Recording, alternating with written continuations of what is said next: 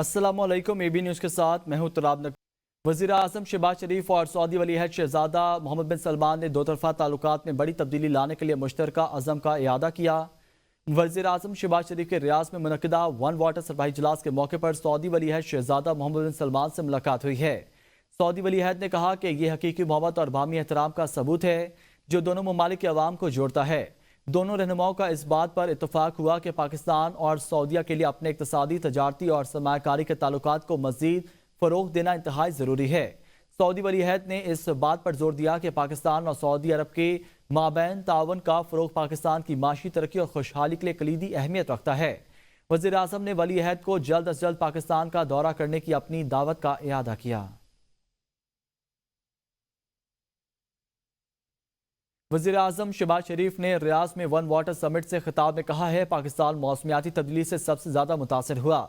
2022 में पाकिस्तान में सैलाब ने तबाही मचाई। पानी की कमी पूरी दुनिया का सबसे बड़ा मसला है। पानी के वसाइल को महफूज रखने के लिए इक़दाम करना होंगे। पानी के चैलेंजेस से निपटने के लिए जदीद इस्लाहात की ज़रूरत है। माहौलियाती तब्दीली के बायस पानी की कमी से खुश्क साली बढ़ रही है। आलमी बरादरी पानी की कमी पूरा करने के लिए इक़दाम करे। पानी की कमी पूरा करने के लिए मुश्तरका काविशों की ज़रूरत है। And we need international cooperation and collaboration to ensure availability and sustainable management of water and sanitation for all, as provided for in the SDG 6. We must also focus on framework for transparency, data sharing, and regional cooperation to avoid conflicts and promote water sharing. We require strong political will and global leadership to overcome the water crisis. वज़ीर आज़म शहबाज शरीफ और France के सदर Emmanuel Macron के दरमियान मुलाकात ज़राअत, life stock के शोबों में ताउन बढ़ाने, IT, पेशेवराना महारतों में तरक्की, बिजनेस टू बिजनेस रवाबत बढ़ाने पर इत्तफाक किया गया। दोनों रहनुमाओं के दरमियान मुलाकात रियाज में वन वाटर सरबराही इजलास के मौके पर हुई है। वज़ीर आज़म ने 2022 के तबाहकुन सैलाब के तनाजुर में सदर मैक्रोन की पाकिस्तानी अवाम के लिए भरपूर हिमायत को सराहा। दोनों रहनुमाओं ने पाकिस्तान फ्रांस ताल्लुकात की मुस्बत सिमत पर इत्मीनान का इजहार करते हुए मुख्तलिफ शोबों पर ताउन पर तबादला ख्याल किया। वज़ीर आज़म ने दोनों ममालिक के दरमियान बाहमी तौर पर मुफीद इक़्तिसादी और तजारती ताल्लुकात को मज़ीद मजबूत बनाने पर जोर दिया। वज़ीर आज़म ने फ्रांस को पाकिस्तान में सरमायाकारी की दावत दी है। अपोजिशन लीडर उमर अयूब ने जुडिशल कमीशन की रुकनीत से इस्तीफा दे दिया। उमर अयूब ने इस्तीफा स्पीकर कौमी असम्बली को भिजवाते हुए अपनी जगह बैरिस्टर गौहर को जुडिशल कमीशन का रुकन नामजद किया है। उमर अयूब ने इस्तीफा देने की वजह अपने खिलाफ मुकदमात का इंदराज बताई है। कहते हैं इजलासों में शिरकत नहीं कर सकता, मेरी तवज्जो अपने खिलाफ दर्ज मुतअद्दद मुकदमात पर है।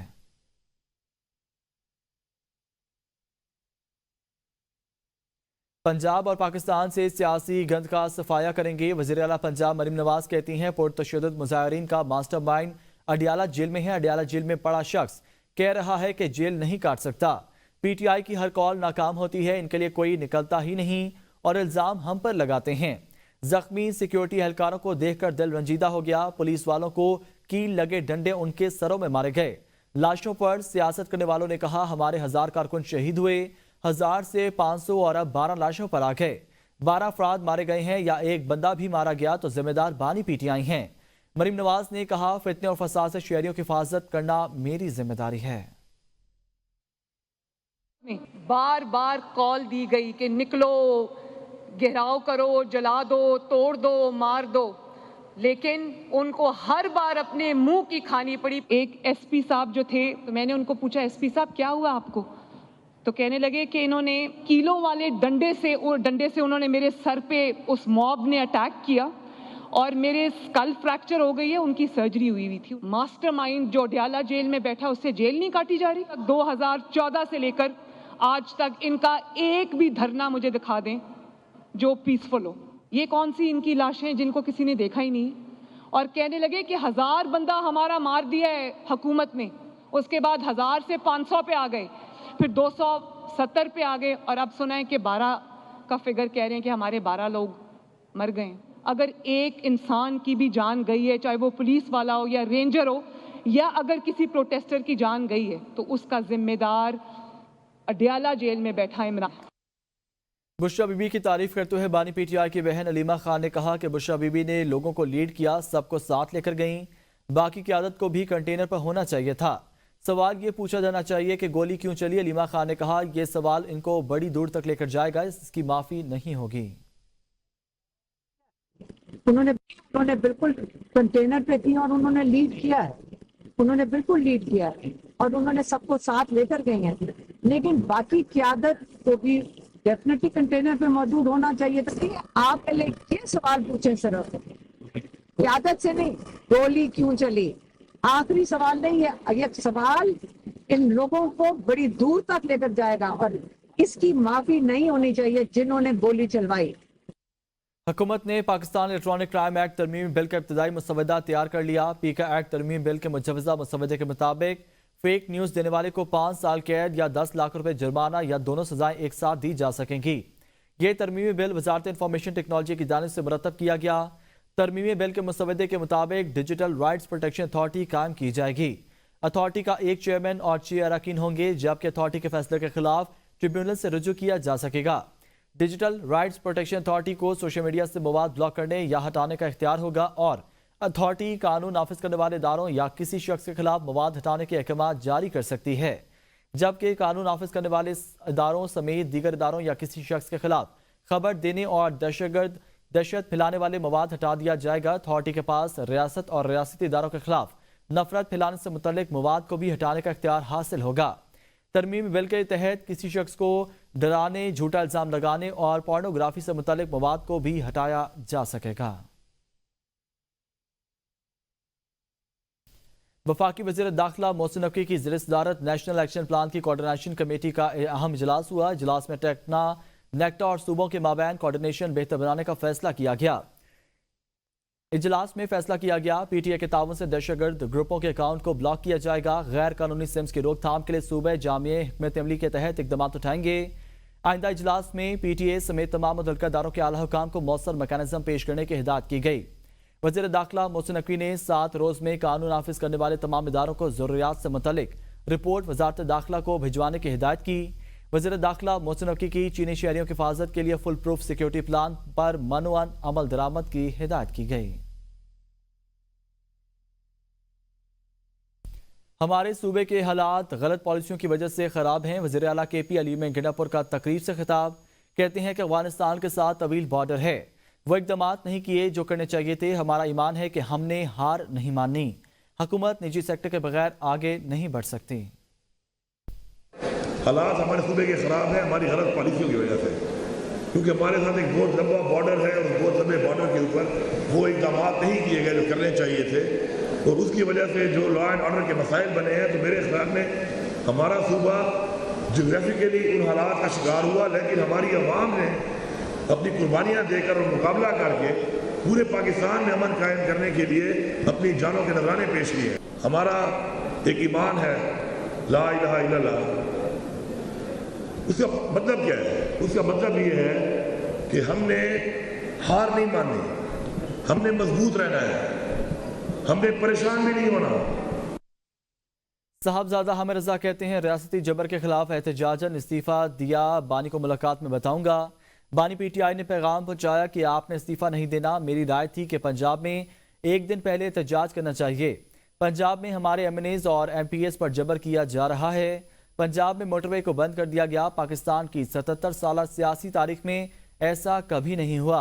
बैरिस्टर गौहर को बानी PTI से मुलाकात के लिए 25 मिनट दिए गए। अलीमा खान ने कहा बानी ने इस्लामाबाद में एहतजाज करने को सराहा। हुकूमत मुज़ाकरात की बात सिर्फ पॉइंट स्कोरिंग के लिए तरक करती है। हुकूमत से मुतालबा किया 9 मई वाक़यात पर जुडिशल कमीशन बनाया जाए। सोशल मीडिया पर PTI के खिलाफ प्रोपेगेंडा किया जा रहा है। कल जो गौहर खान साहब को टाइम मिला था दैट वाज ओनली 25 मिनट्स ही। आज जो अलीमा आपा की स्टेटमेंट आई अभी तक मुझे बताई गई है वो तो यही है कि खान साहब ने इस्लामाबाद जाने के फैसले को अप्रिशिएट किया। मुतालबा ये है कि जुडिशल कमीशन बनाए 9 मई के ऊपर, जिसके ऊपर हुकूमत प्ले कर रही है कि 9 मई को हमने किया, हम उसके ऊपर जुडिशल कमीशन डिमांड कर रहे हैं। रियासती जबर के खिलाफ बतौर एहतजाज रिजाइन कर रहा हूँ और वो मैं खान साहब से, चूंकि उनकी अमानत है ये सीट, खान साहब को मेरे इस स्टेटमेंट के हवाले से आगाह किया गया था और फैसल चौधरी साहब ने मुझे कहा कि खान साहब का यह पैगाम है कि हामिद से कहें कि he is not going to resign. Latif Khosa कहते हैं पीटीआई ने कभी जांबाज कारकुनों की तादाद से मुतल्लिक दस्तबरदारी का ऐलान नहीं किया। मेरे पास फहरिस्त मौजूद है। पीटीआई की कानूनी टीम इस पर काम कर रही है। मुकदमे के इंदराज के लिए अदालत से रुजू करेंगे। वो एबी न्यूज़ के प्रोग्राम सवाल से आगे में गुफ्तगू कर रहे थे। पीटीआई ने कभी दस्तबरदारी का सवाल ही पैदा नहीं होता है। उन्होंने भी ये कहा है कि तस्दीकन जो हमारे पास हैं वो इतने हैं, और आपको पता है कि मेरे पास ये फहरिस्त भी है और मैं इस पे जो है हमारी लीगल टीम काम कर रही है और हम अदालत में कल या परसों चले जाएंगे ये इनके कत्ल के जो है पर्चे करवाने या कत्ल की नालिश करने या इस्तगासे करने इन लोगों के खिलाफ जिन्होंने ये जो है जो इस तरह से खून बहाया है, खून नाक।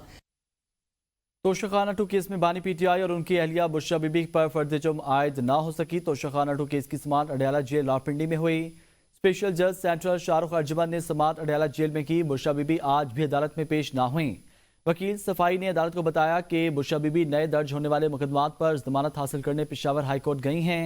बुशरा बीबी ने पेशावर में अदालत के सामने सरेंडर कर दिया है। पब्लिक प्रोसिक्यूटर ने अदालत से इस्तदा की कि बुशरा बीबी के बिला जमानत वारंट गिरफ्तारी जारी किए जाएं।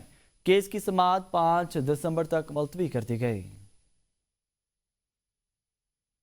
GHQ हमला केस में वज़ीर आला KP अली मेंगडापुर के वारंट गिरफ्तारी जारी कर दिए गए। इंसदादी दहशतगर्दी अदालत रावलपिंडी के जज अमजद अली शाह ने GHQ हमला केस की समाअत की है। स्पेशल प्रोसिक्यूटर ने मुलजमान की गैर हाजिरी पर वारंट गिरफ्तारी जारी करने की इस्तदा की। अदालत ने गैर हाजिरी पर अली मेंगडापुर के वारंट गिरफ्तारी जारी करते हुए अदालत पेश होने का हुक्म दे दिया।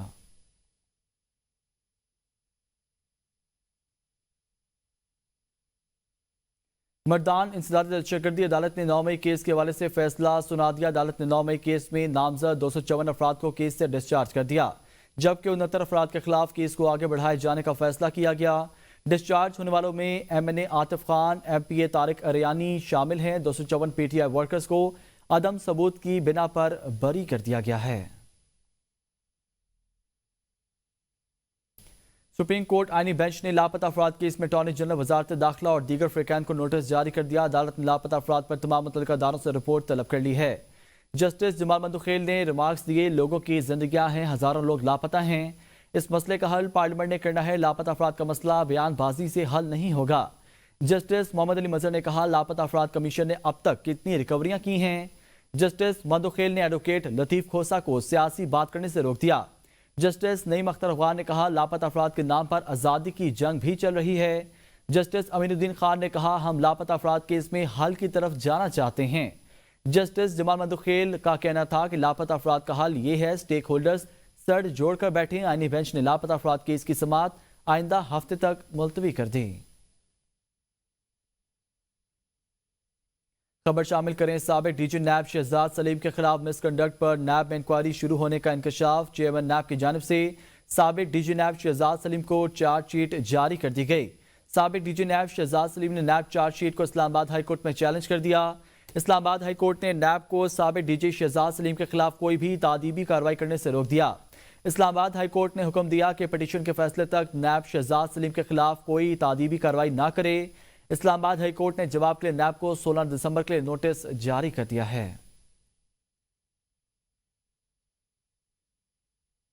वज़ीर दफ़ा ख्वाजा आसिफ ने पाकिस्तान तहरीक इंसाफ पर पाबंदी की तरदीद और मुखालफत कर दी। ख्वाजा आसिफ ने कहा, मेरा नहीं ख्याल कि PTI पर पाबंदी की कोई बात किसी भी फोरम पर डिस्कस हुई है।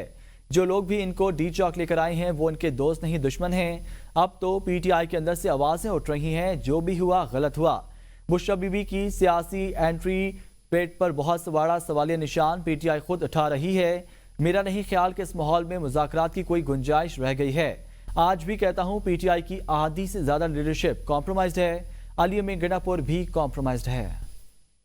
मेरा नहीं ख्याल कि कोई ऐसी बात किसी भी फोरम के ऊपर डिस्कस हुई है कि PTI पे पाबंदी लगी। और जो लोग भी उनको लेके डी चौक में आए हैं उन्होंने उनके दोस्त नहीं है, उनके दुश्मन है। तो अब तो PTI के अंदर से आवाज़ें उठ रही हैं, जो भी हुआ वो गलत हुआ। और ख्याल में मेरा नहीं ख्याल कि इस माहौल में जो कुछ उन्होंने अटैम्प्ट कर लिया है उसके बाद मुज़ाकरात की गुंजाइश है। अली अमीन गंडापुर भी जी भी कम्प्रोमाइज़ है जी, बिल्कुल। और कौन कौन कम्प्रोमाइज़ है?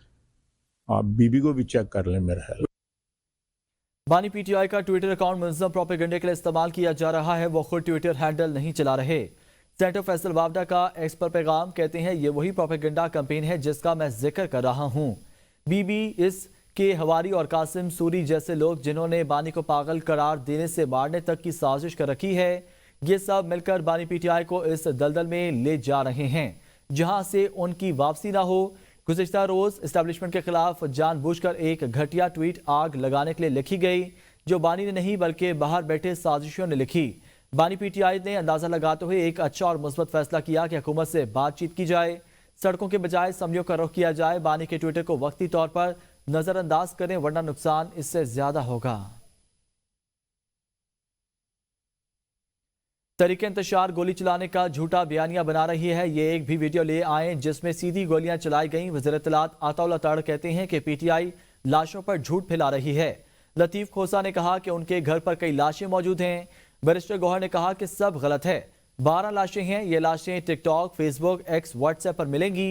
महंगाई 70 माह की कम तरीन सतह पर आ गई। मुल्क की ज़र मुबादला के ज़खायर 11 अरब डॉलर से तजावज़ कर चुके। एक जमात ने मुल्क को डिफॉल्ट के दहाने पर पहुंचाया है।